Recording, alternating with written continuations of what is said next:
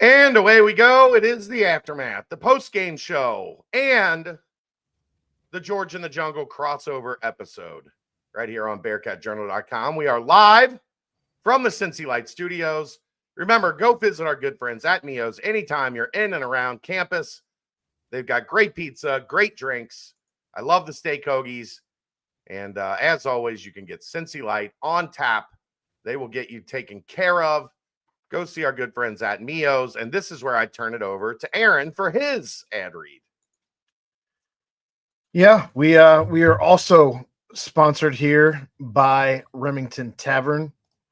Remington Tavern can be found at 8892 Glendale Milford Road, 45140, where they have their daily happy hour from 3 to 7 p.m., $5 bourbon whiskey Wednesdays, bottle cap bonanza Thursdays from 7 to 9 p.m. You can find them on Instagram at RemyTavCincy. That's REMITAV Cincy with a Y, or follow them on Facebook. They also have Cincy Light on tap to drink your sorrows away because, my goodness, we got plenty of them here in the Queen City. All right, let's get to it. The Bearcats score 70. I mean, that's got to count for something, right? 71, baby. I thought 74 would be enough. I felt pretty confident in 74 being enough last night. When we talked about it, it was not to be. No, and, the reality is that's a really good offensive team. And I don't think Cincinnati played assignment defense very well. Texas Tech makes it tough on you because they have guys that can score in the post. This is, for all the got to get a back to the basket scorer, got to get, a big guy that can score around the rim. This is why. And where I thought Cincinnati was exceptionally weak today defensively, especially the last 12 minutes of the first half. The backside defenders, Darion Williams, who didn't have a good game. Cincinnati did a good job limiting him, but he still was initiating their offense between him and JT Toppin, getting the defense to react. The backside defender leaves the shooter to sag, which creates passing lanes, pass out top, pass over to the wing. And Texas Tech just repeatedly was running the same action. Cincinnati was making the same mistake, getting 8 to 10 feet away from a shooter. And then one pass, two pass, bing, bing. The ball moves. The ball pops, as we like to say in the basketball world. And Texas Tech is taking a wide open rhythm three. Bang, bang, bang, bang. Texas Tech scored 7 points in the first 8 minutes of the game. Cincinnati did a good job making them take rushed threes early in the game where they weren't in rhythm. They were, just kind of isolation or a guy dribbling, firing up a shot. They went 1 for 7. They scored 7 points in the first 8 minutes. They scored 35 points in the last 12 minutes of the first half. That is insane. Fortunately, Cincinnati was able to keep pace, but you wasted probably your best offensive half of basketball because you were down 4 at halftime. Yeah. Like that was an exceptional offensive half of basketball, but you're down 4 at halftime. Texas Tech comes out and hits 2 threes to open the second half. You're down 9. And then from there, they never really had a chance. They have one chance. They go to the line up 5 or down 5, a little over 5 minutes left. Day Thomas misses the front end of a 1-and-1.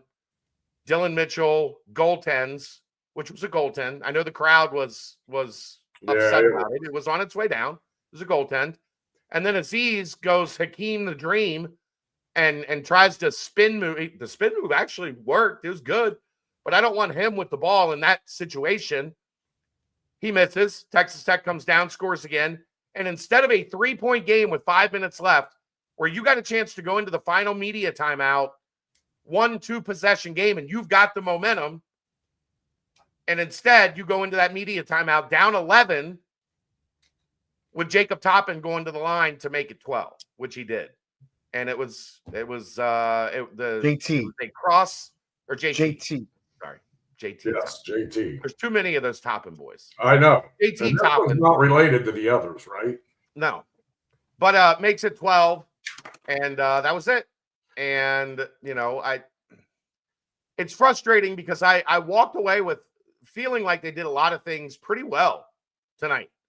Sure. But defense wasn't there. Nope. Rebounding wasn't there, No, especially on the offensive end. Yeah. And once again, we saw a team that's getting beat to every 50-50 ball.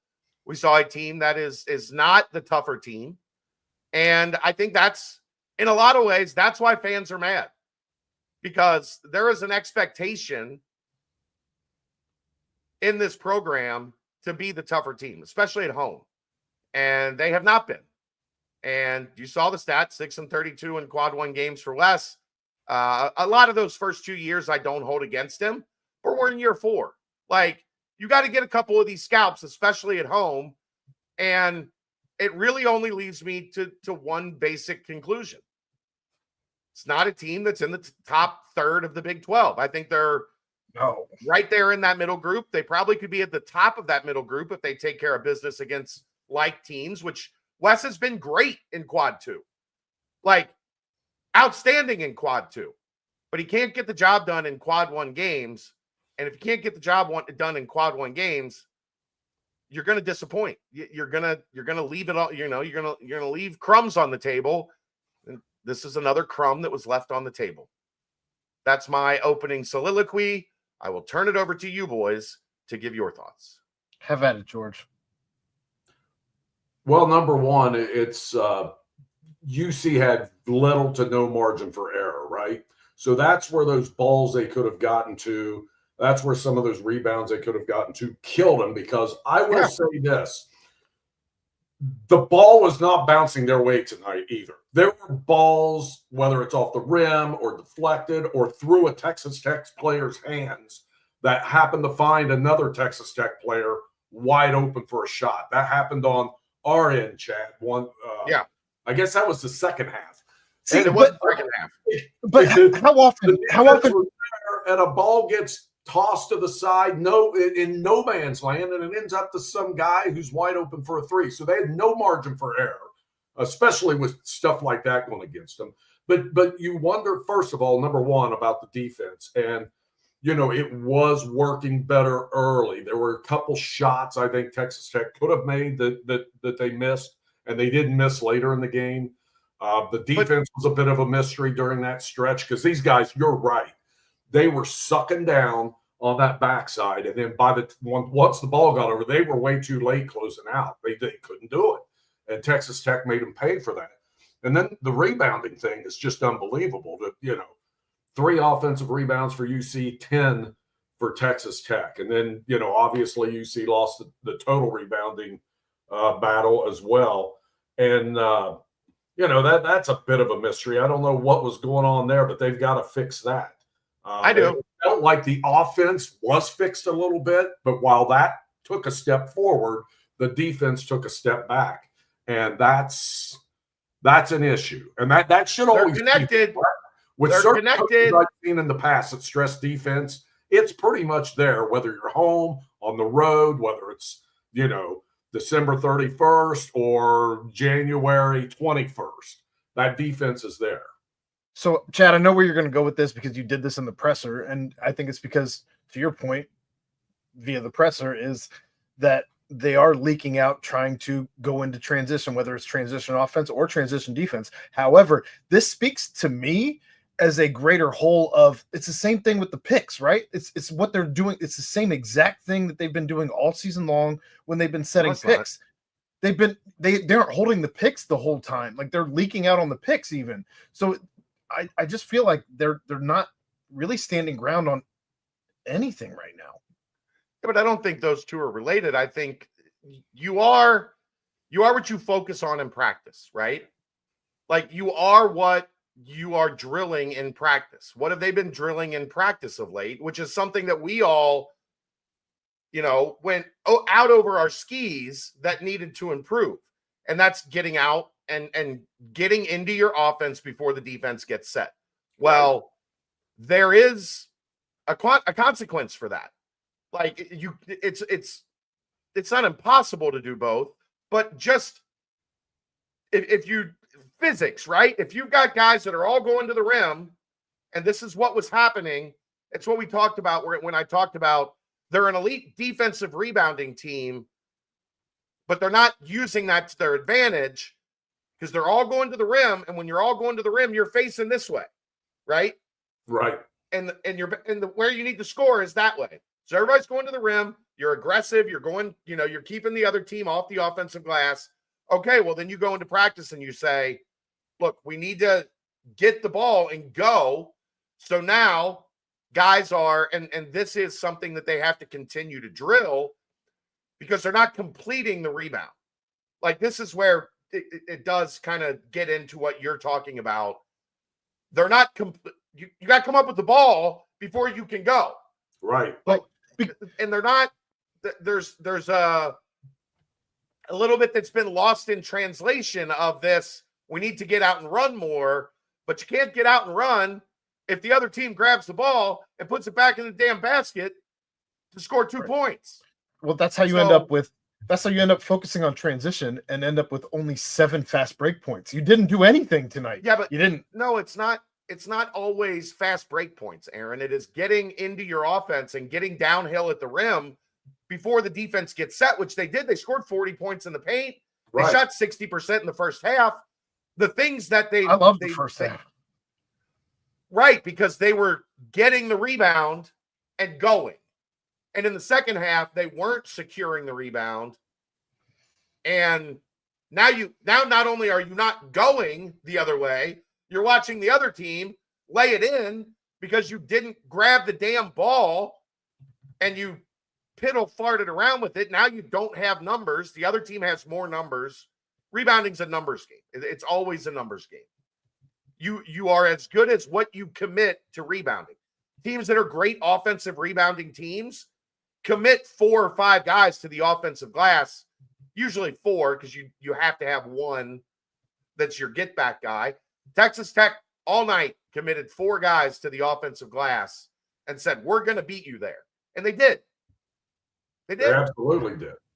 And we didn't get our second one. We didn't get our second offensive rebound until 2 minutes left in the game. And that was the putback by Dylan Mitchell. Actually, they got one other one before that, Aaron.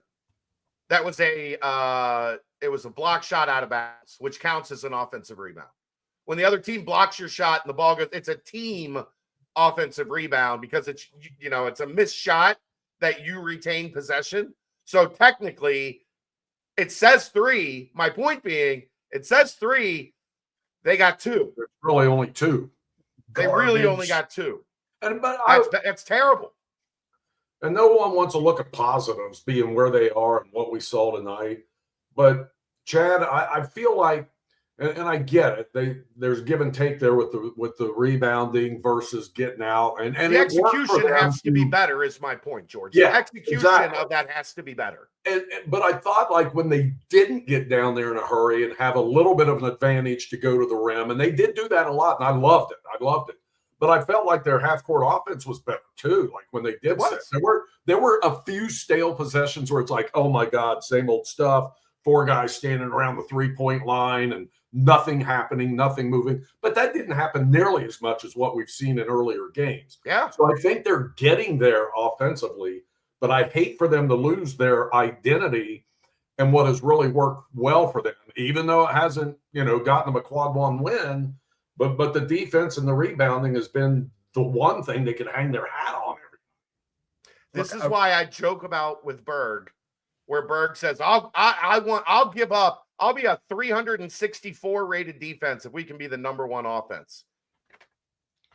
No, you won't. No, you don't believe that. Like you don't believe that because Texas Tech did enough defensively. They are an elite offensive team, but they did enough defensively. The other thing is, again, now I know Aaron only 5 threes in the first half. Aaron pooped his pants. I was tickled pink. Tickled pink. But you have to make 3 because what happens in the second half?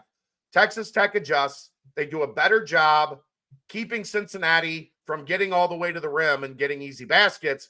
And Cincinnati doesn't have the firepower to make threes to make them pay for it, because that's what Cincinnati decided. And they did a lot different defensively tonight in terms of like sending a double at top end, sending, guys from other, like switching. Switch to a zone. Yeah, they switched to a little 1-3-1 for a minute. They did a number of different things defensively to try to confuse Texas Tech, but it didn't. And because it didn't, Texas Tech was able to do enough defensively, especially in the second half, that their offense won them the game. And it's frustrating. It's annoying. It's maddening that they can't get over the hump in these quad one home games, because that's when you have to make your hay. Like if you're a tournament team, you build up your quad one resume at home. Right. And they're not doing it. And that makes making the tournament incredibly difficult, because that means you got to go win quad one games on the road. Unless you're Texas Tech, who's kicking everybody's ass on the road right now. 4-0 on the road. It's hard. That's a pretty good team too. That's a damn good team. I knew they were good coming in. I'd seen them a little bit, not a lot. They were really, really good. And then when you get outscored 36-9 on 3-point baskets, my God, that's a lot of work to make up somewhere else. And that's just not going to work. You can't give up that many threes. And that stretch in the first half we alluded to, even though they're only down 4 at the half, God, it's just hard to make up all that ground. And whenever they needed a bucket in the second half, when UC would go on a run and make it close, and UC did themselves no favor, having a couple of opportunities to get it down to 4 in the final minutes, weren't able to do it, then Texas Tech would turn around and score a bucket and start to open it up again. And, we talked about this before going on the air, Aaron, that, late in that game, Dan passed up a wide open 3 at the top of the key. Wide open. Like, if it had been the first minute of the game, he shoots that ball every time. He didn't shoot it this time. And it's like, that might be the one time tonight I'm like, shoot it, Dan. And he passed it up, and they really, really needed that shot there. That could have made this a 4-point game. And then they did get a shot off, but it missed. And the rest was history after that.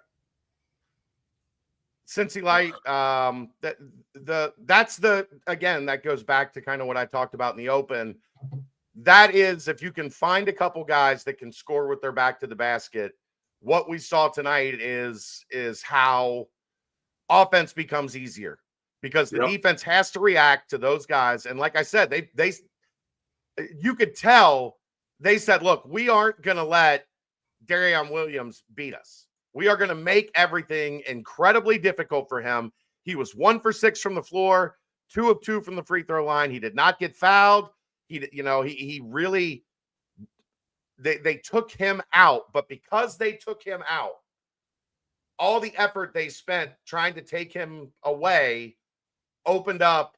And I think they probably thought, guys, let's be honest, they probably thought we got Texas Tech's bench guys standing there on the wing on the weak side.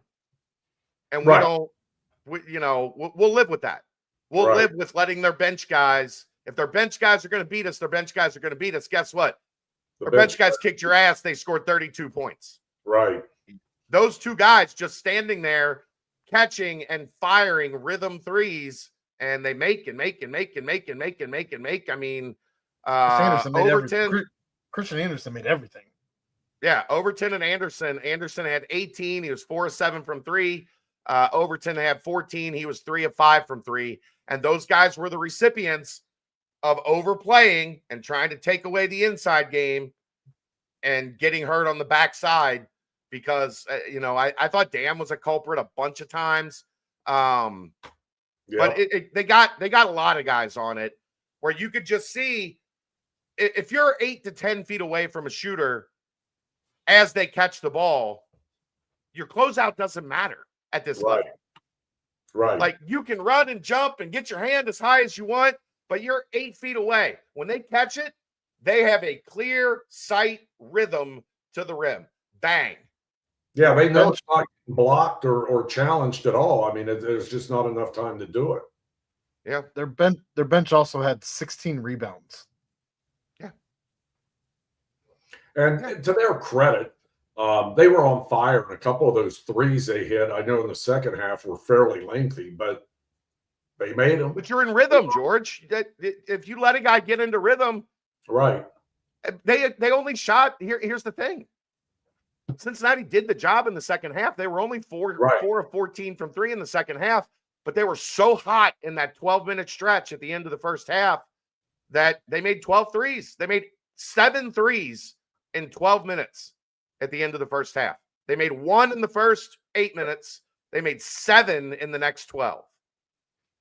Yeah, and as hot as Texas Tech was at the end of that second half, and I mean, they went on a hell of a run, but to only be down 4 was kind of a minor victory in a way, because I felt like, okay, they're right in this damn game, and they just, got hit with a roller coaster.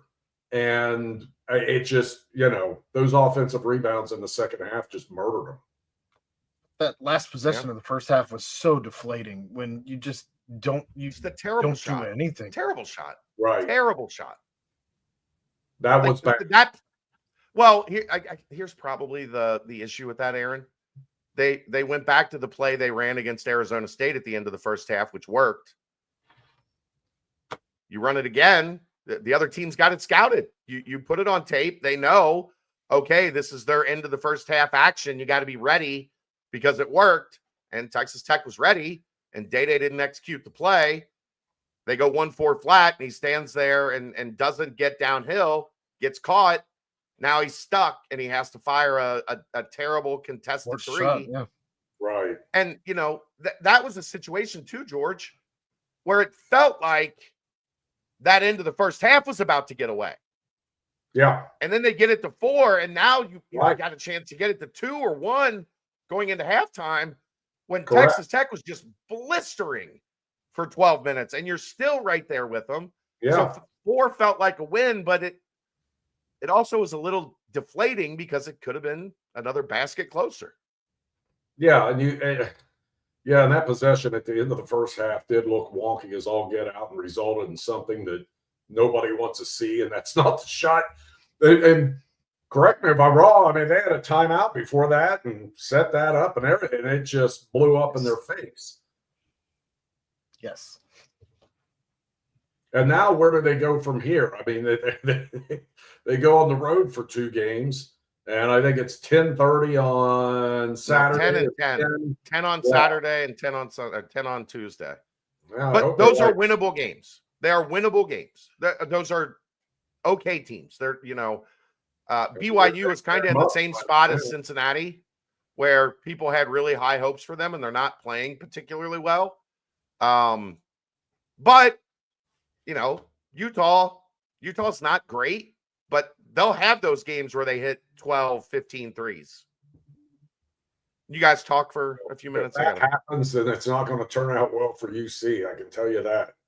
All that. In the chat, they said, define winnable.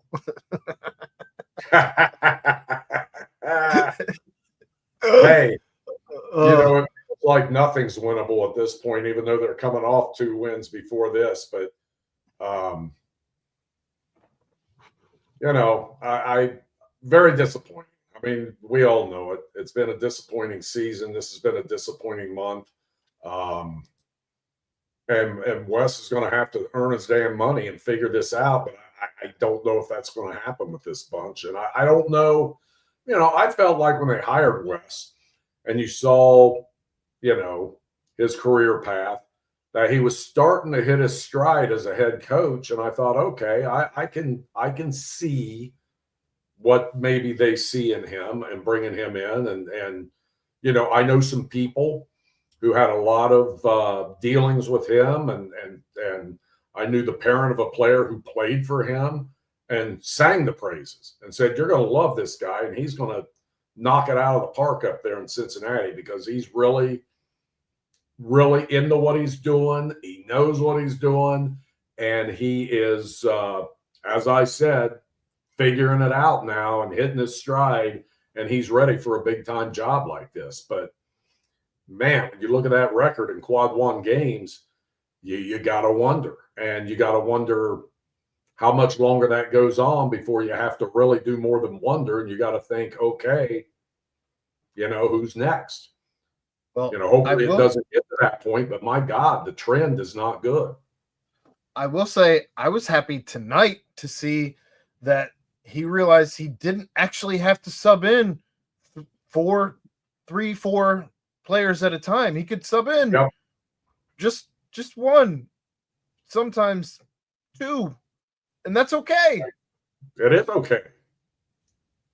I understand like the thought process where you throw out these rotations and these are the guys who play well together. These are the second group that plays well together, and you hope that they are continuing to play off each other. They get to know tendencies and figure things out just playing together as a group. But you can't put all of your eggs in that basket every single game. Like that's not how I understand. There's analytics to this shit and all of that, but at some point you just got to go with your gut and say, I'm going to leave this guy out there because he's got a hot hand, or I like the matchup, right, or whatever the case may be. And tonight he started doing that. And this feels like the first time in conference play that he hasn't had hockey substitutions. Right. No, it does seem that way. And I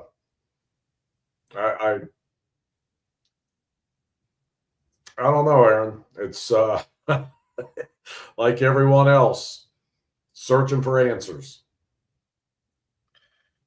Yeah.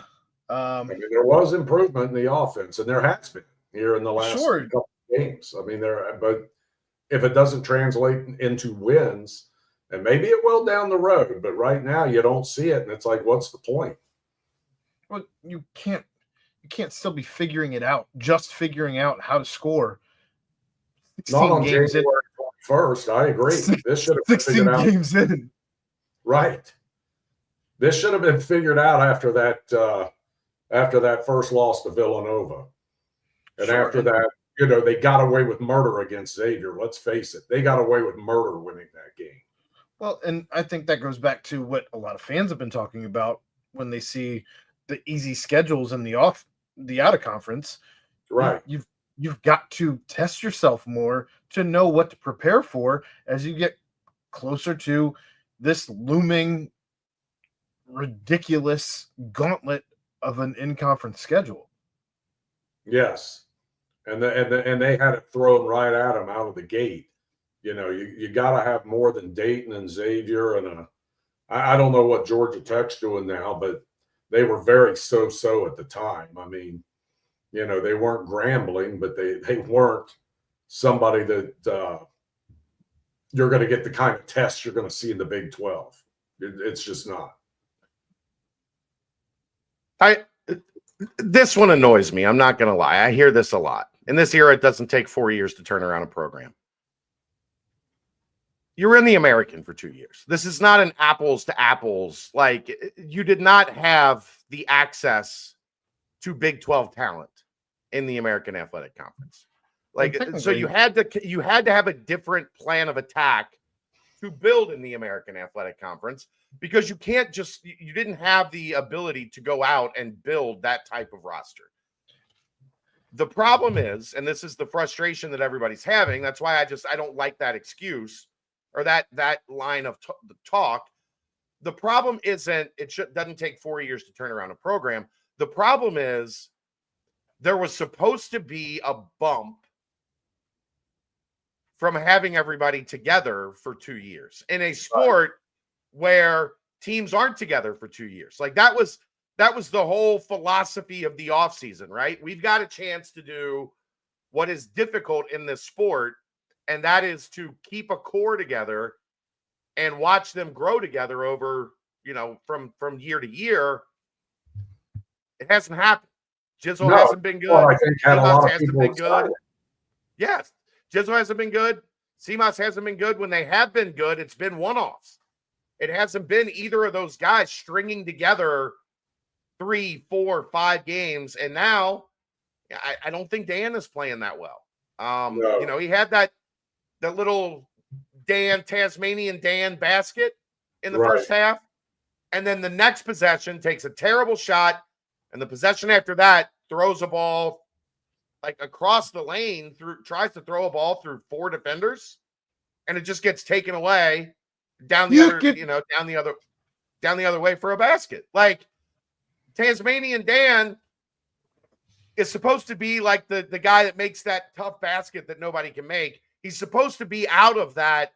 Okay, I made one. Now I'm going to do some dumb shit 2 possessions in a row that gives them 4, 5, 6 points, whatever it may be. Like that's the frustrating part. Not how long did it take to build? Like it's not an apples to apples because you were in 2 completely different situations the first 2 years and the second 2 years. The problem is in year 2 of this Big 12 build, where everything was supposed to be about continuity and the sum being larger than the whole, than the whole of its parts, hasn't happened. We haven't seen it. And when we have seen it, it's been very fleeting.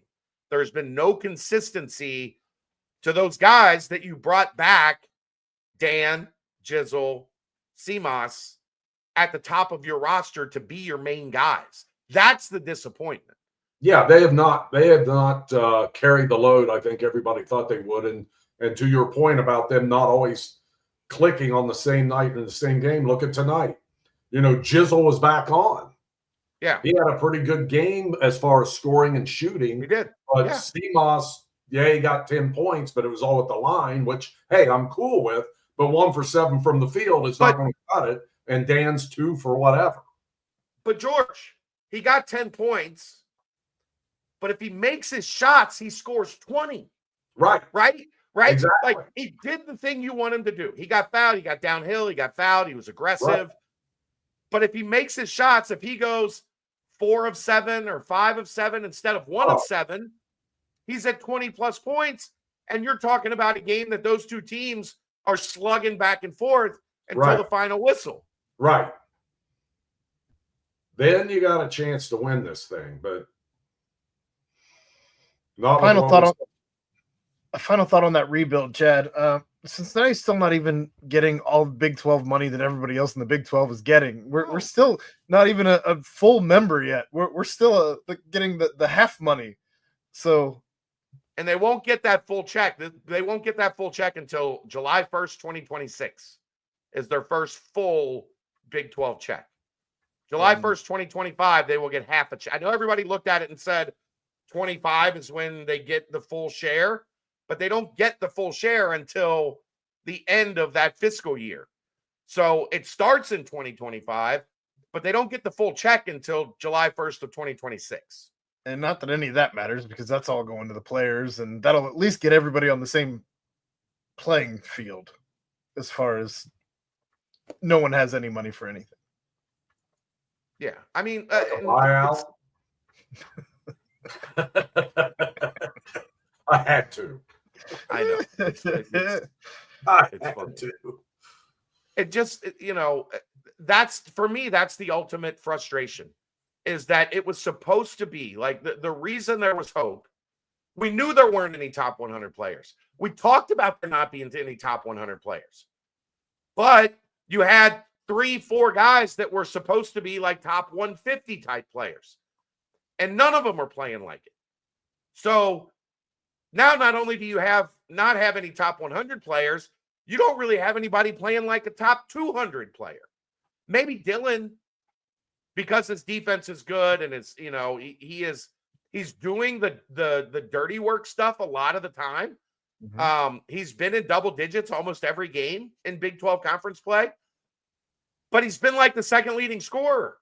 Like your junkyard dog is supposed to be your third or your fourth leading scorer. And he's just always kind of there around 10, but you're supposed to be, a perfect example. Tonight, Texas Tech. Toppin with 20, McMillan with 17, Anderson with 18, and then Overton gives you 14. With a pretty damn good shooting night too. That's how that's how it's supposed to like spread itself out. Or, you can survive. They had an off night from Darian Williams, who scored 4 points, but other guys stepped up and got the job done.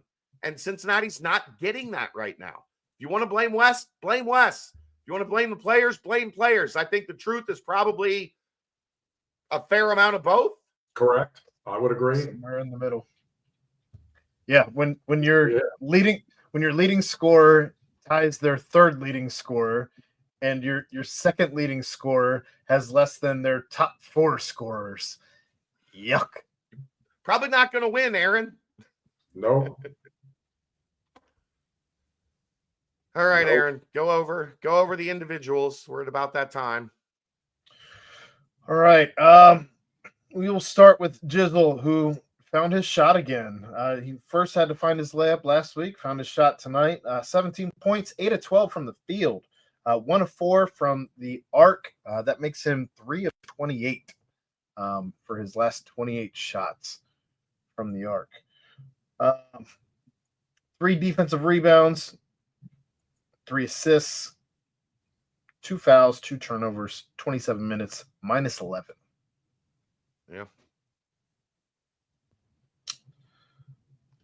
They didn't get a plus from anybody in this top 6. No.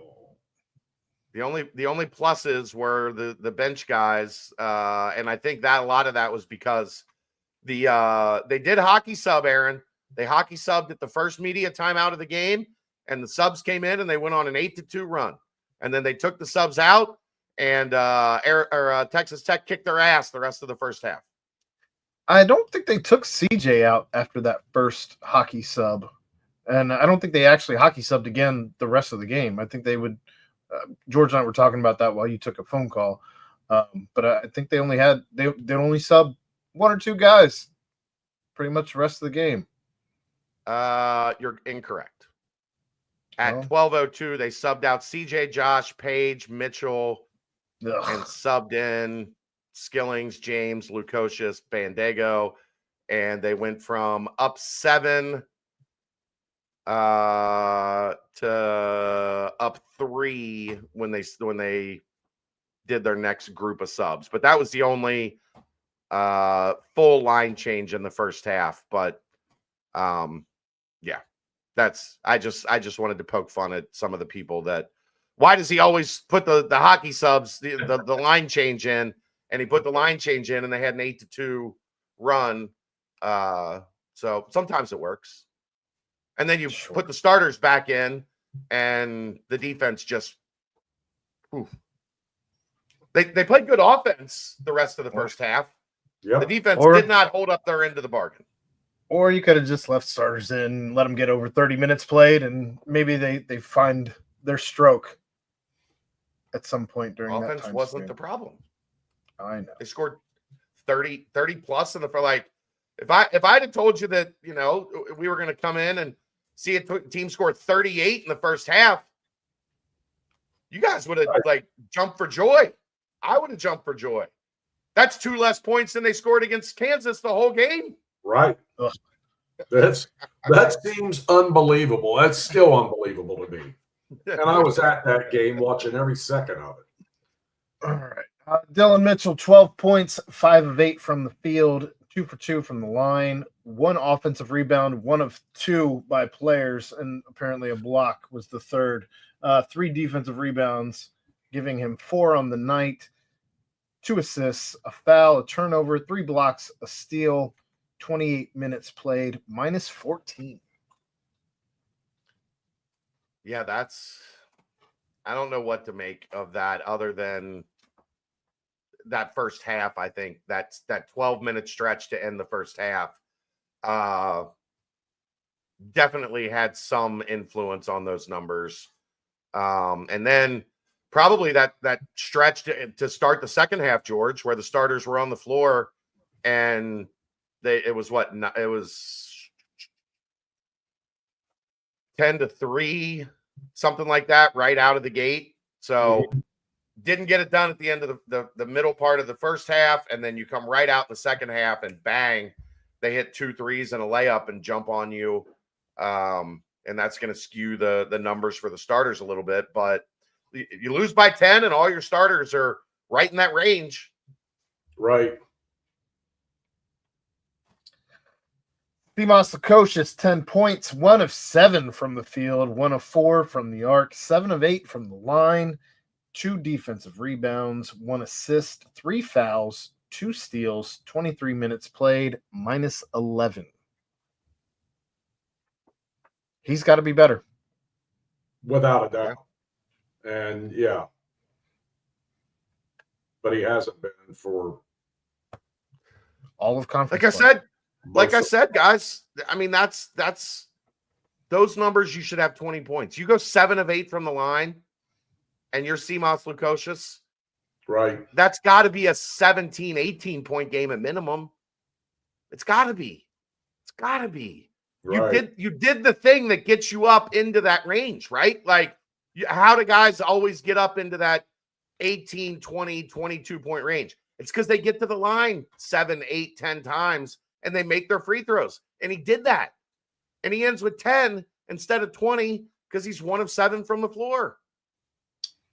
Unless you're JT Toppin and you only take 1 free throw, getting your 20. Well, you know what JT Toppin is, Aaron?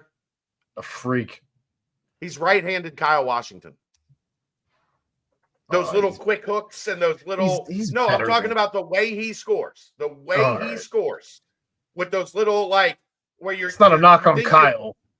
No, but like where you think you're in pretty good defense. That first shot he made, where he made that lefty like falling out of bounds off the top of the glass and it goes in. That was some Kyle Washington shit.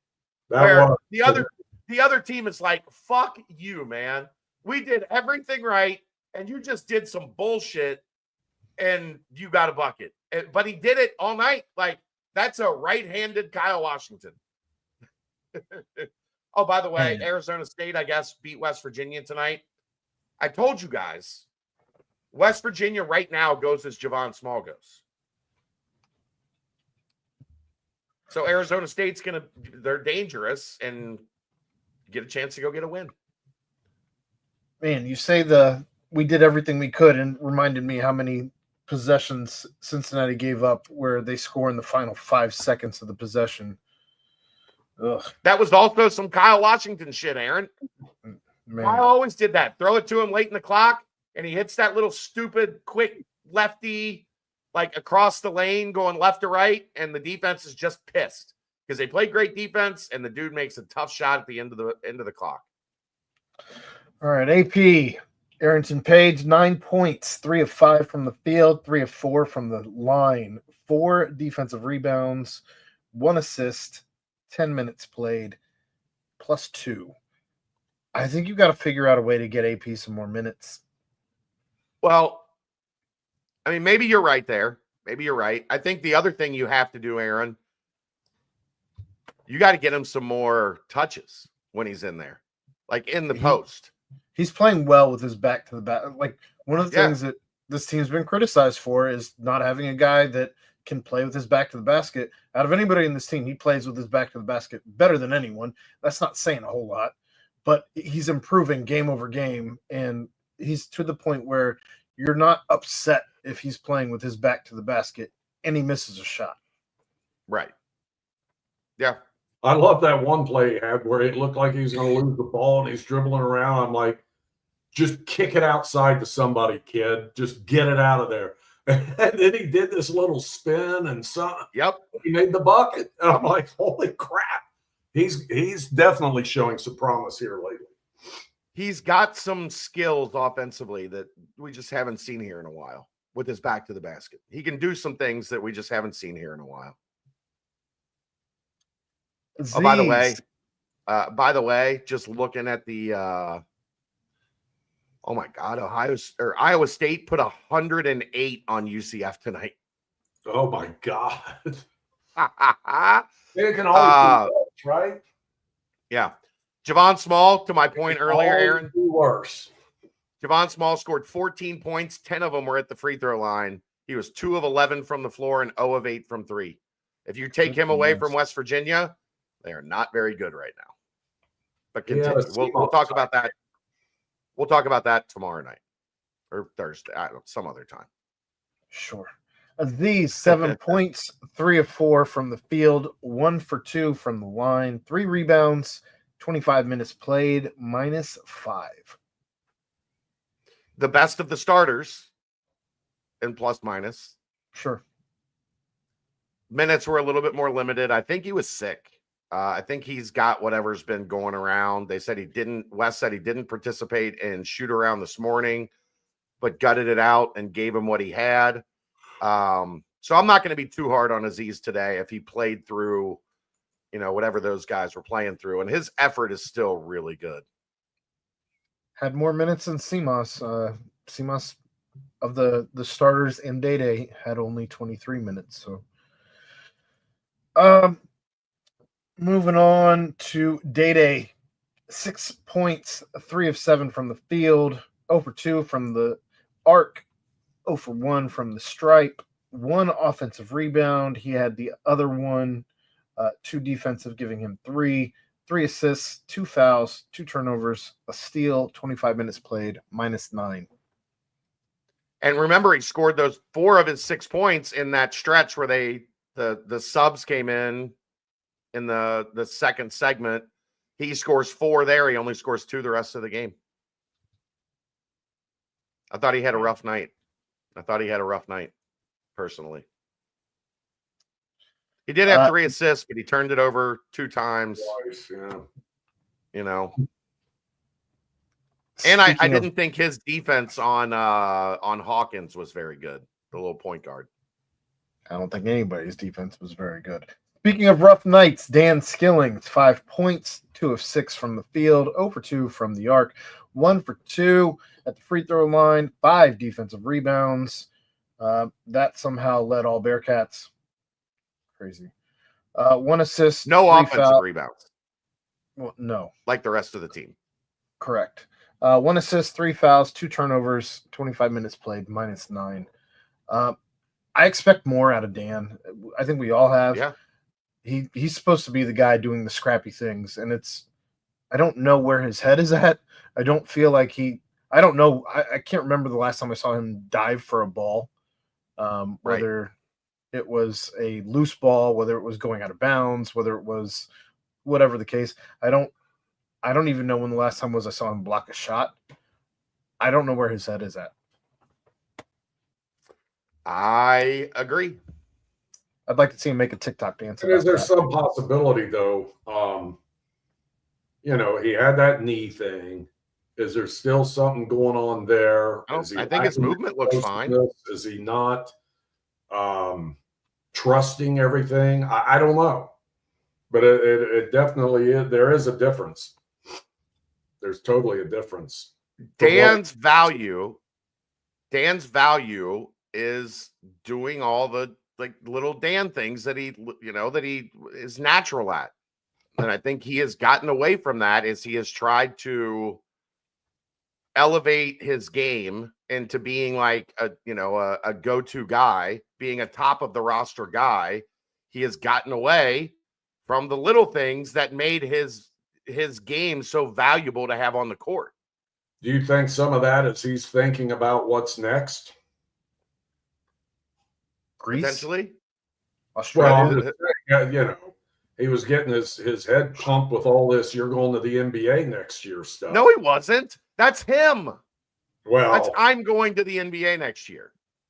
He's not. Nobody's telling him he's going to the NBA next year. He's not a top 100 player. He said in that baseball interview that Wes said he was, that was their plan. Well, I'm going on what the kid said publicly. Yeah, when he sat down with Wes, he said, "My plan is to go to the NBA next year." And Wes said, "Okay, well, we got a lot to work on. No. We're going to get you there. You're not going to tell him no. Your plan sucks. Next year, maybe he should have. But look around, George. He wasn't on the top 100 in anybody's best players in college basketball. He's not a single. You see that. I see that, but does he see that? He should. I know he should. If he really wants to believe, point that out to him and say, "Hey, look, dude, I don't know what you're thinking, but you got a long ways to go before you're thinking about, could he make money playing basketball somewhere? Maybe, but it's not going to be the NBA right now. At this point, unless he's dumber than a box of rocks, and I don't think he is, I think he knows it's not coming yet. Yeah. Tyler Betsy hit his only shot. It was a 3-pointer, giving him 3 on the night. Outside of that, he had no other statistics. 8 minutes played, +6. I like what I'm seeing from Tyler in terms of some of the little stuff that he wasn't doing earlier in the year. I think he's moving his feet better defensively. I think he's setting better screens. He's being more of a piece in the offense instead of thinking that, like, he did this in AAU, and we saw it at the beginning of the season where he just kind of hung at the 3-point line. And I think he's figuring out, if I'm going to get on the floor, I'm going to get my chances from 3, but I also better be setting screens off the ball. I better be a part of the offense. So I've been encouraged we're not getting much of Tyler Betsy. We're getting like a 3 or 4 minute segment in each half from him, but I'm seeing more because there was a stretch 3-4 weeks ago where he wasn't doing that stuff, where he wasn't doing any of the work, and that's, it was everybody because the offense had gone to shit at that point in time. But I think he has started to get a better understanding of, I better get in there and like grind out the little stuff if I'm going to get on the floor. I think that's gotten him back on the floor. Hopefully now we can see him, he hit a 3 in the Colorado game and then hit a 3 tonight. Like, they need that from him. For a team that shoots like shit, they need Tyler Betsy to hit 2 or 3 of those here and there. Yeah, I'm trying to think when it was. There was a game not all that long ago. I don't even think he saw the floor. And no, it was maybe I can't remember. Was it Kansas? I think it's Kansas. It may have been. And then the next game, he did make. It stood out to me because I was so like, oh crap, he can play defense. He made 2 really good plays in a row defensively where he stopped guys or helped somebody and made something happen. Then after that, he had a boneheaded play. But the defensive stuff was really, really good, something I had not seen from him since he stepped foot on the floor. We'd seen the 3-point shooting and that. But yes, I agree. He's getting much more active, and he needs to play active. He has to play active, and he'll be a much better player for it. I think he's taking – his game is not so one-dimensional. It was starting to become one-dimensional, and same thing that I complain about Josh Reed for is the fact that it's just defense and there's nothing else.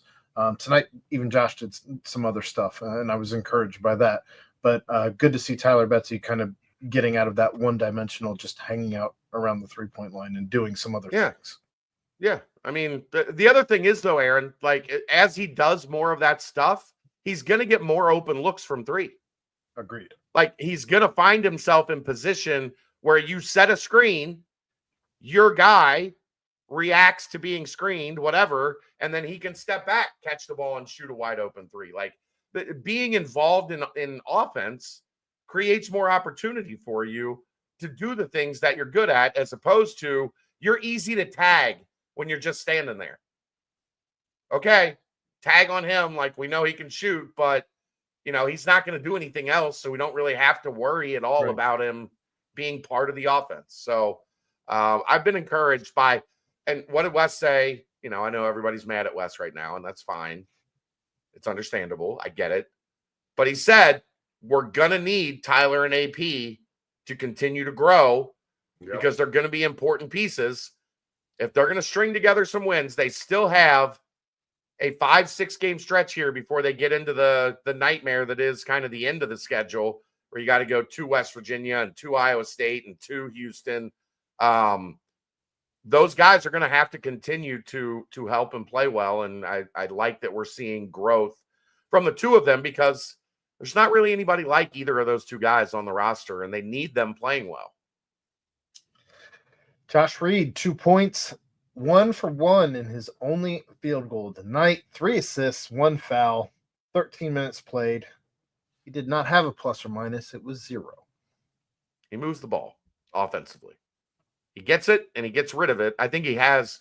We've seen a couple times where he's dribbling a little too much these days. But he tried to drive today. Well, yeah. When he's playing well, he gets it. And if he's got something, he takes it. And if not, he moves it. And you need that offensively. And then last but not least, CJ Frederick, 0 for 1, missed a 3, 1 rebound. It was defensive because, of course, it was. Everyone's word tonight. 1 foul, 1 turnover, 13 minutes played, plus 1.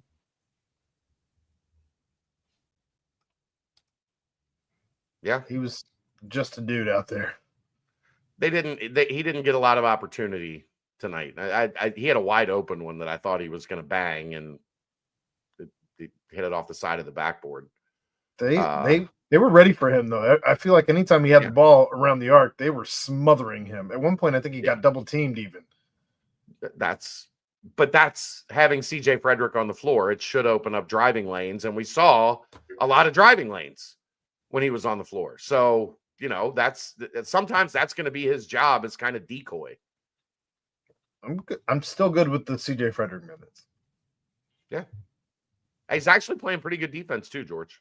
Yes, I would agree with that. And he's been pretty darn active out there. And I wasn't sure how well he would hold up defensively, but he has. I don't know. I don't he want hasn't been a liability. But he's also getting, back in the flow too after God knows how many health issues.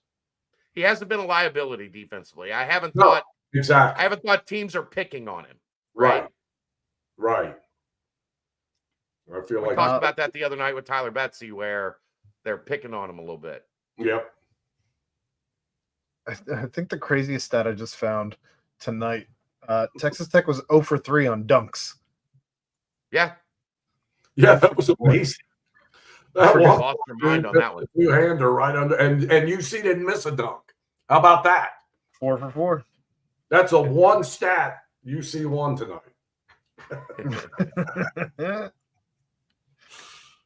Perfect on dunks. Tech over. Although no, well, they were tied. Sorry, 8-8. I thought they had low turnover number, but Texas Tech. Oh yeah, that was close. You know what? And that's I don't know if that's an indictment of defense and pressure. I don't think so. I just think it was a fairly clean game for the most part. For sure. I don't think UC had really many sloppy, what are they doing turnovers. No, there were a couple, and you're going to get those in the course of 40 minutes that were I know. In fact, we were just talking about him. Yeah, CJ had one kind of ugly one. I don't know what that thing was, and that may have been a double team there too. No, the worst one for me was the one Dan tried to sneak across the lane when everybody was ready for it. Totally agree.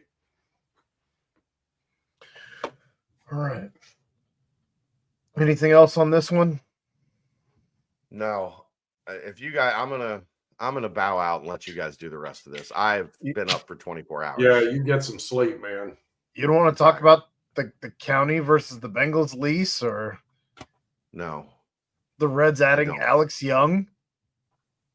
Who? Exactly. Who? I'll probably be here in the background. And Aaron, we'll kick this other stuff out in a hurry. Yep. Love you guys. All right. Love you, Chad, and take care of Kels. I'm not worried about hopefully the dogs have been good. So it's hopefully on the upswing, and the swelling has gone down some, the redness has gone down some. But look, man, staph infections ain't nothing to mess with. And as soon as I got the sense that this is not good, we go into the ER, honey. Let's go get this taken care of. It resulted in a long day. But hey, George, you would be proud.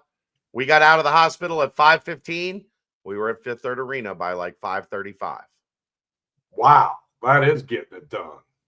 I said, you need to go home. She said, I am going to the game. God bless her. I'm very proud. So I'm raising her right, Georgie. I'm raising her right. Good job. She heard her name mentioned, so she's like Beetlejuice. if you say her name 3 times, she just shows up in the picture.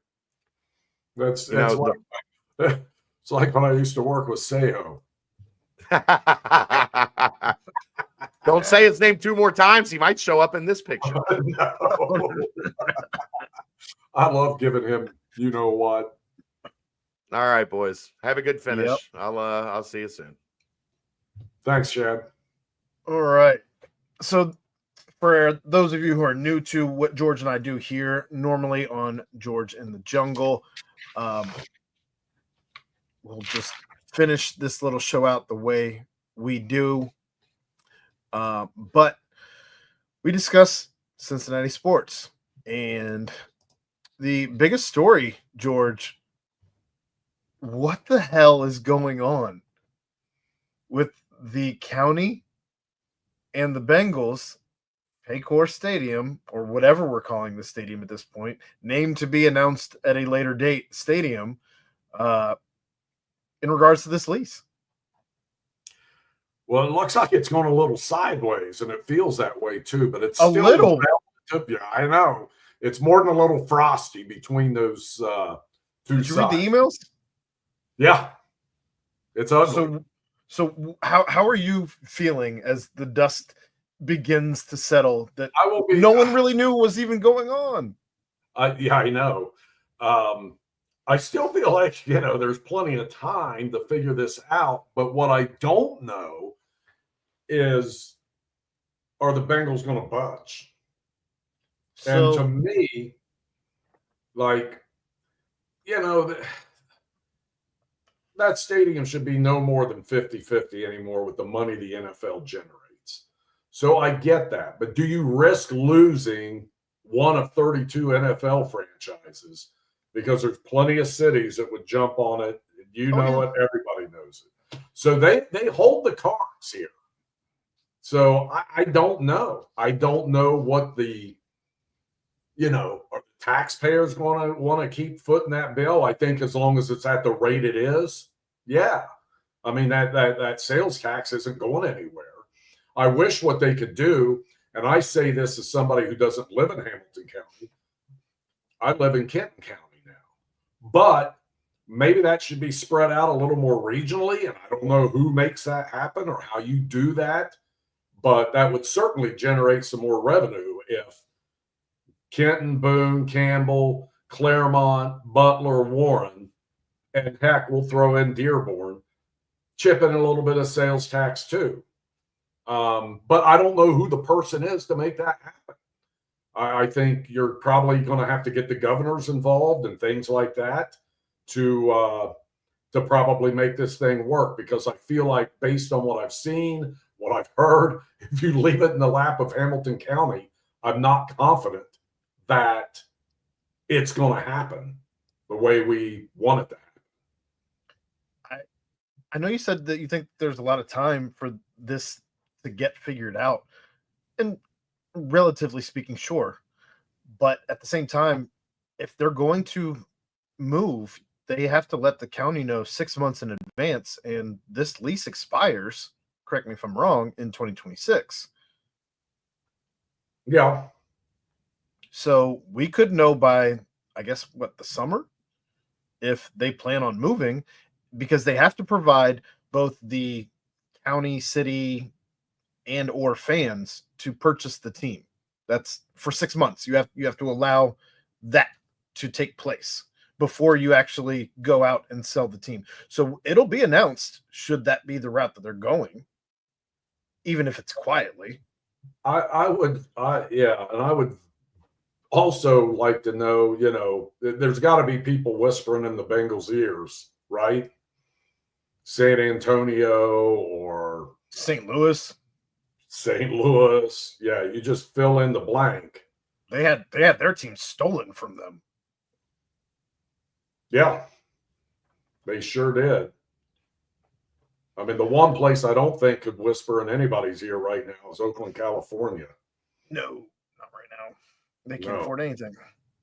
I don't know. The whole thing's it's messy. It's dirty. I don't like it. I don't know what you do to satisfy both sides because there's going to have to be give and take. I don't know how, I don't know how you try to bend over the Hamilton County taxpayers any more than they've been bent over since, 19, whatever it was, 77 or 97 or whenever that sales tax passed, when they had that special vote for the Bengals stadium to keep them in town. And, most people and myself were for it, but we didn't know that it was going to work out to this degree that, the Bengals would not be changing light bulbs in the stadium because they want to put out a bid for the county and the county's not going to put out a bid for one light bulb. So therefore, you can walk down some of those hallways and there's light bulbs burned out, but the Bengals will not replace them and then get reimbursed. They want the county to take care of everything. And that's rubbed a lot of people the wrong way, including myself.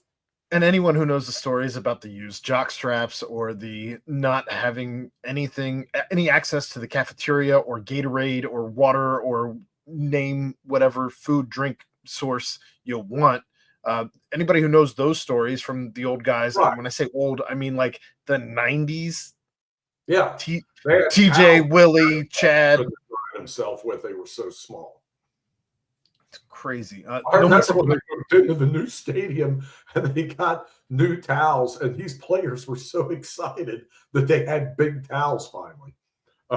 Just stuff like that. It's like unbelievable.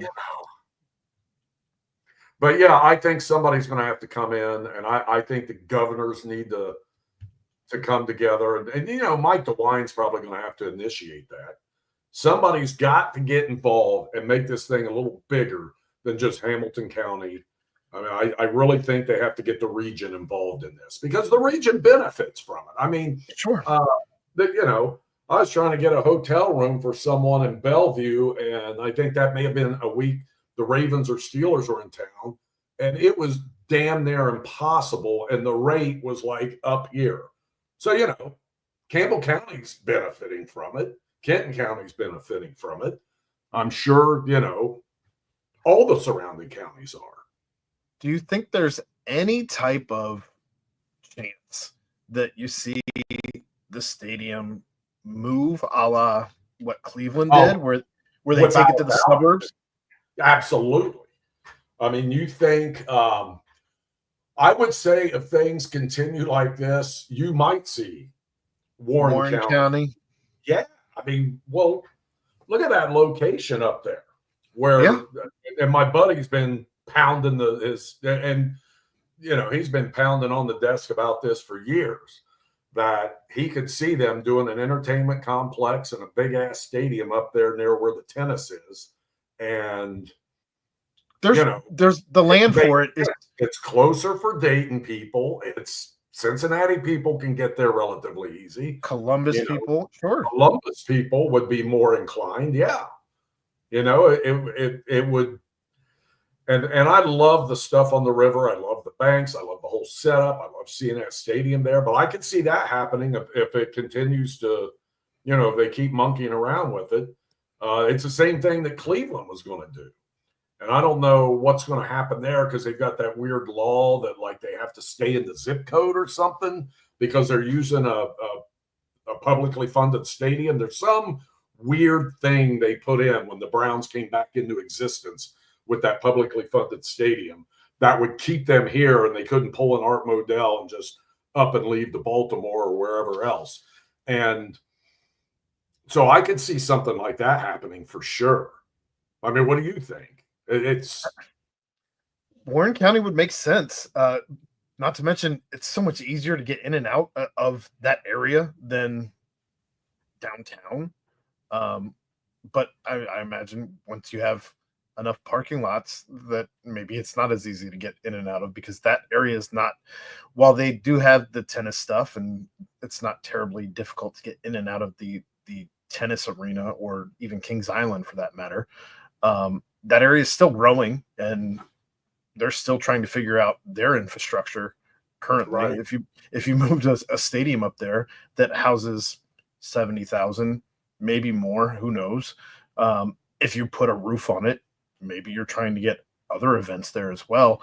But I think that at the end of the day, I think that's what everybody wants, is a stadium. If you're going to keep the Bengals here, if you're going to have a stadium that you're going to use for a professional football team, then you want to put a roof on it. You want to be able to have things like Final Four, or I mean, right. Indianapolis is doing everything. I mean, we can't. Yeah. City can't even get a first or second round game in the NCAA tournament because of the dump arena. You know, you don't have a dome stadium where that stuff can happen, and that's another thing they're dealing with, is this arena and what they do with, you know, Heritage Bank Center, and do they try to build something new there? Do they move it up by TQL? Do they put it over by the convention center? You know, I was just talking to some people about this yesterday, and the excuse being used to not redo or build on the site of Heritage Bank is the footprint's not big enough for a modern day arena. And they said that is utter and complete BS. And there are ways to do it. I mean, there's a lot of room down there. If you look, you know, you got Mering Way there, the public landing. There's some space to have wide corridors in an arena down there. So, man, they got a lot on their plate, and I don't know what they're going to do about it, because after that last deal went through for the Bengals on the stadium, and people started hearing the horror stories, I don't know how much appetite Hamilton County is going to have to, you know, up that tax for them. So that's why I think the regional thing is the best solution. I think they can make that work, but you just got to get these people together. And I don't know who the person is to make it happen, but it needs to happen. Yeah, I mean, when you look at everything, like I was saying, that Indiana has, they're bringing in the WWE. They have like a three. They're bringing in WrestleMania and the Royal Rumble. Like, they're doing everything out there. It's crazy. And, you know, and you go back when the dark ages, when I was growing up, Indianapolis had what? They had the Pacers, who were originally in the ABA and the NBA.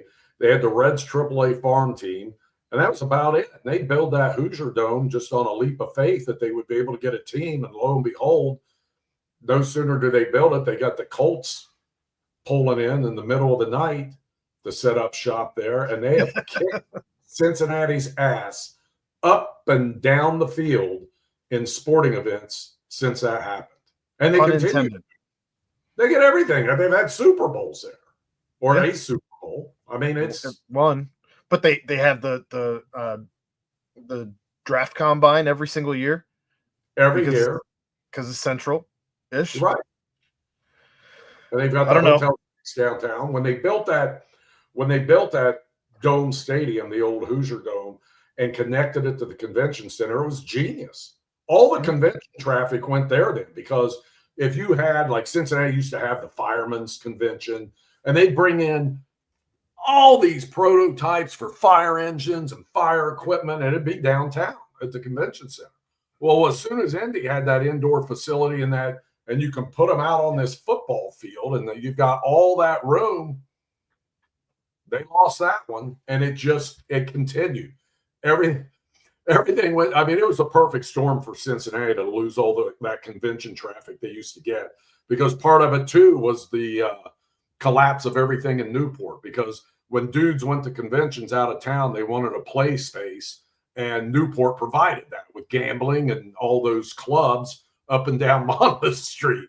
Well, you know, that collapsed as well. It probably should have, with what was going on over there. And after that club fire and all that, it was awful.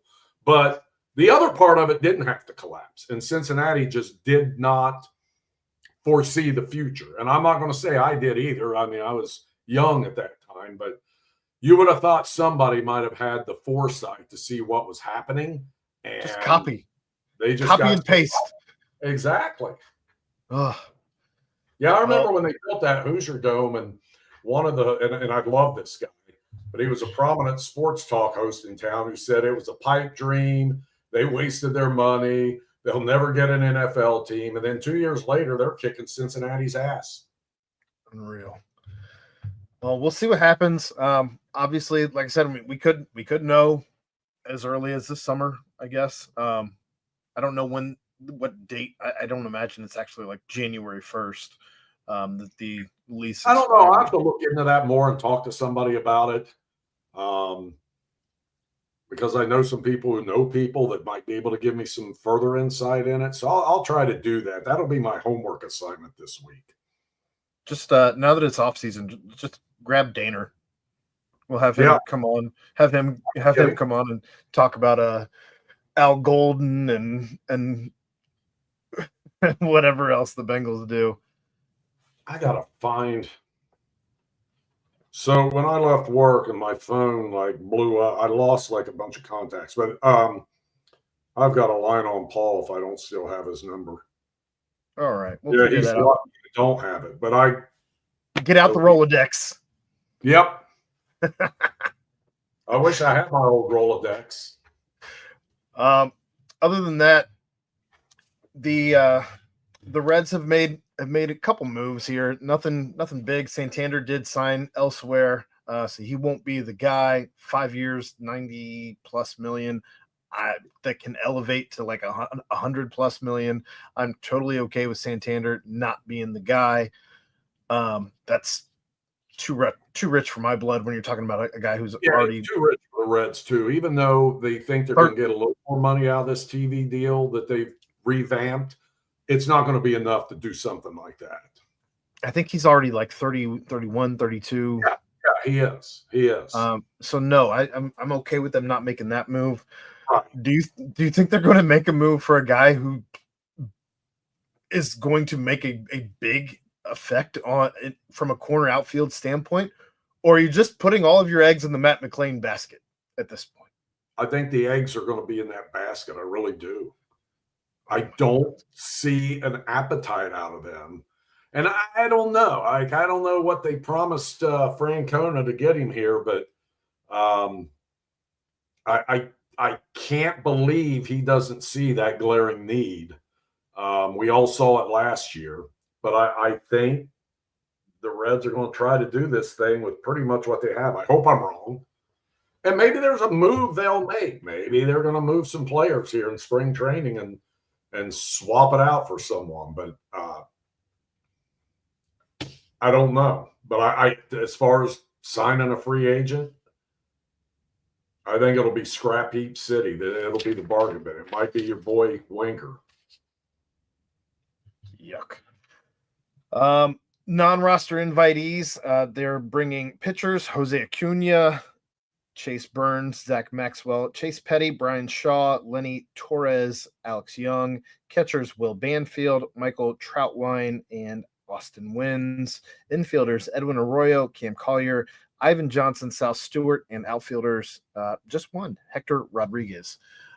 Any of those names surprise you at all, or are they just no, not really? It'll be fun to watch, like guys like Cam Collier, Sal Stewart, Sal Stewart is a very intriguing guy. And if some of those guys show them that they belong, maybe that does free up some other guys and maybe some more high-profile guys to make a trade for a bopper for one of the corner outfield spots. So, and I hope the Arroyo kid, all the reports are he's back and healthy and all that. I mean, he'll start the season in the minors. I'm relatively sure of that. But, yeah, I think so too. He can be a very fast riser too. I mean, will we see him this year? I doubt it, but stranger things have happened. Pitchers, who are you excited to watch? Are you? I'm sure Chase Petty's a name of that list, but I doubt he's the top young guy that you're excited to watch. Yeah, let me look. Rhett Lauder. By me again. What? Rhett Lauder is Oh, the name. love him. Are you kidding me? The name you're looking for. Yeah. Love that guy. I mean, he's very small sample, but, after they got him going last year, because he got his brains beat out at first, but then he started figuring stuff out. Yeah. And, by the time he got it figured out, they needed him. And he came up and did a hell of a job for them at the end of the season. He was, and didn't he look like he belonged? Yes. When he was up there? Yeah, totally looked like he belonged. But that was kind of that is the high pressure college situations he was in. It's not like, when you're thrown in the College World Series, there isn't a lot of buzz and a lot of hype, and there's a lot of eyeballs on you.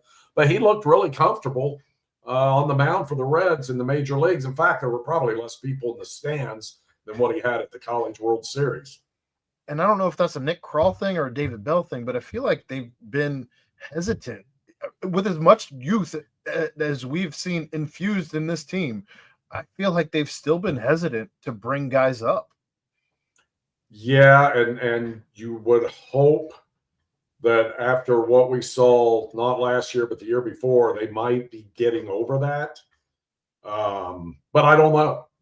But they certainly did not hesitate to pull the trigger on Lauder to get him up here, even though he really struggled mightily early. Once he had, a solid month or whatever it was, they got his butt up here and let him throw, and he paid off. So I'm just going to keep asking every now and again, but you've seen where this team is, and obviously bringing in a Terry Francona, bringing Matt McLean being healthy by what we know, and who knows with this health and training staff what that means, because they've been really good at their job here over the course of the last season or so. But do you expect them to be 75, 80? How many wins do you think that this team? Oh my God. I'm just going to say 81 because I got myself in trouble last year. And you know what? Maybe I should say way more. Maybe I should say 100. And then, like, if they come in at 87 or something, they actually hit the postseason. Because I think I said 87 last year. What'd they end up with? I was about 10 off or so. I don't even remember where they finished last year. I'll have that number. Doesn't it seem like so long ago? I'll have that number for you next time I ask you in a couple of weeks as moves shake out. But I don't know. I mean, I guess the question is, how many wins is Terry Francona worth? Exactly. Compared to David Bell. You take his, manager war, and then you put that against David Bell's, and I would have to think Terry's going to be worth a number of wins for this team that they didn't have last year sitting in that dugout, Well, I imagine there's probably roughly about, 5-6 games that he's actually present for that David Bell wouldn't have been because of his short fuse. No, that's true too. That's very true, which was still amazing to me how laid back he was at all times. And boy, something would happen and that dude went off like a cherry bomb. Last thing I want to talk about before I ask you about high school basketball and all of that, seems that FC Cincinnati had 3 guys that were not showing up.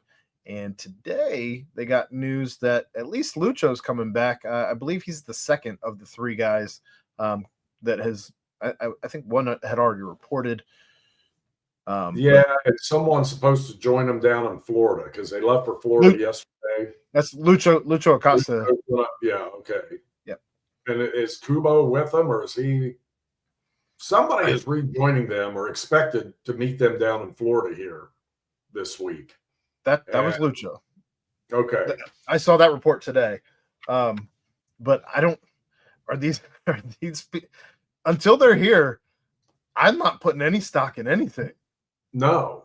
And Coach Noonan was clearly irritated about all this stuff, as well he should be. Well, how about the fact that you're only allowed to find players $500 Yeah. for not being present for off-season stuff. Right. That's that's insane. They must have a better players union than MLB, I guess. The plane flight for Lucho to get to Cincinnati cost more than the fine to not show. I know. That makes no sense to me either. That's crazy. I don't know how that happened or why that happened, but if you got guys under contract and they're not showing up and doing what they're supposed to do, you ought to be able to hit it pretty good. Unbelievable to me. That sport, for all the good they are, and there's plenty of good, don't get me wrong, for the MLS, but they have some things so back-assward. It just blows my mind. It blows mine too. It's just how it is. And it's widely accepted by hardcore soccer fans. The guys will just shove off and go play an international match for their home country in the middle of the season, or the whole sport takes a break for 3 weeks for a tournament. Yeah, you do that like twice. Crazy. And then you play that in-season tournament too, that U.S. Open Cup, which is another thing but it allows those teams to make a little more money, I guess, when they're doing that tournament. You got more dates and those are fairly well attended. They draw decent, so why not, I guess. But I would rather have the teams concentrate and trying to win the whole damn MLS than all this other peripheral stuff that they sprinkle in. Bananas. In any case, what you got for local high school basketball? Well, I got a great game this Friday night. The GCL South, Elder and St. X battling for the lead in that storied conference. Both are 2-0, so it's fairly early. And so they play 6.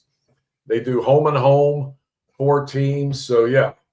So they'll be halfway through after this Friday night because that's a GCL night for them. What else we got? Oh, here's something interesting. Wyoming's 13-0, and they play in the CHL. They're a lower division, but they host Taylor Friday night. Taylor's playing very well, so that's something to kind of keep an eye on. Winton Woods 9-1, probably no surprise there. I think their loss was to Kings, though. Kings is having a decent season. Princeton leads the GCL. They're 8-1, and they've got I won't go into detail, but they pretty much have a layup in conference play this weekend. So, and Chad's gone, but in Kentucky, I was looking like they use RPIs, like they do that for football, and they're doing it in basketball. But Cubcalf, Campbell County, and Dixie are in the top 20, but Lloyd's hanging in there. Lloyd's like it. And this is in the state, 28th in the state in the RPI, Holy Cross 29, Cooper 24. So there's some pretty decent basketball in Northern Kentucky too. And, Holy Cross isn't a big school. To have that 29 on there, and I know Chad's got to be excited that Lloyd's at 28 because that's definitely a feather in their cap. There you go. All right. Well, thank you to all of those who tuned in to our little show here tonight. We have better news for them tonight, believe me. You weren't wrong there. We feels like football again. We do appreciate Remington Tavern for sponsoring us. Remington Tavern can be found at 8892 Glendale Milford Road, 45140, where they have their daily happy hour from 3 to 7 p.m., $5 bourbon whiskey Wednesdays, bottle cap bonanza Thursdays from 7 to 9 p.m. You can find them on Instagram at RemyTavCincy and follow them on Facebook.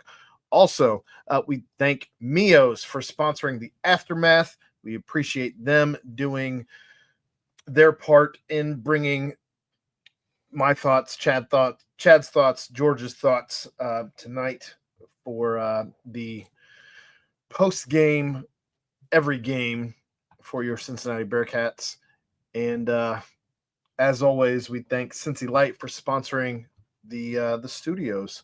But until next Tuesday, George and I will be probably doing a pre-game Tuesday. Drop the George in the Jungle before the 10 o'clock tip-off. Oh, yeah. We'll be previewing. But we'll be back next Tuesday with all of your Cincinnati sports. See you then. Thank you, Aaron.